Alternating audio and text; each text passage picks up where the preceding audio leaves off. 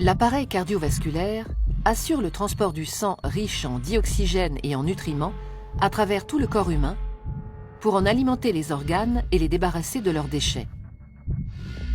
Il se compose de 3 grands types de vaisseaux sanguins qui forment un système clos. Les artères, les veines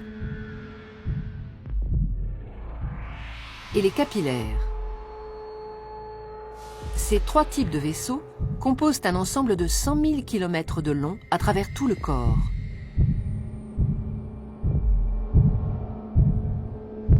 Une artère transporte le sang du cœur vers les organes. Les veines, à l'inverse, le transportent des organes vers le cœur. L'artère est donc un vaisseau partant du cœur. La veine, un vaisseau arrivant au cœur.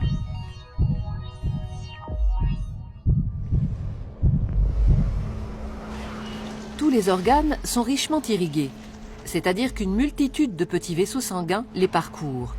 Ce sont les capillaires.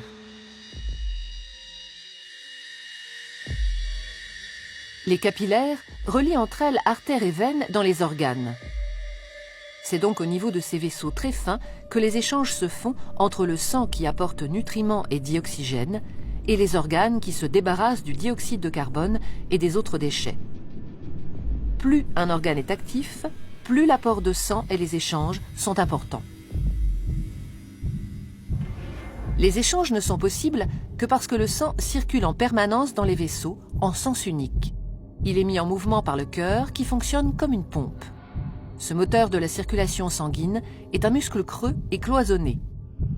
À chaque contraction, il propulse du sang dans les artères.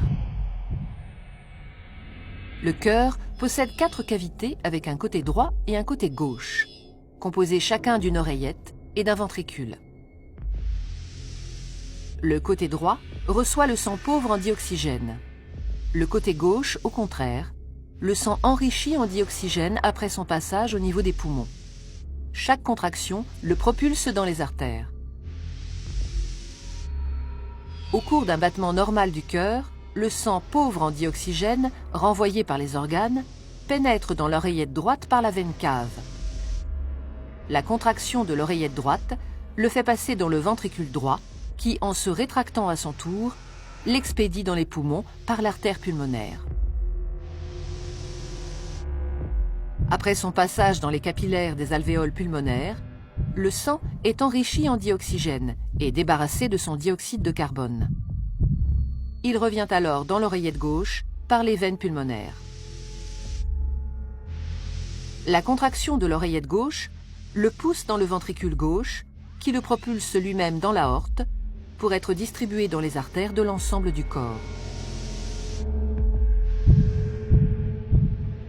Et ce cycle, vital pour l'organisme et l'être humain, se répète à l'infini.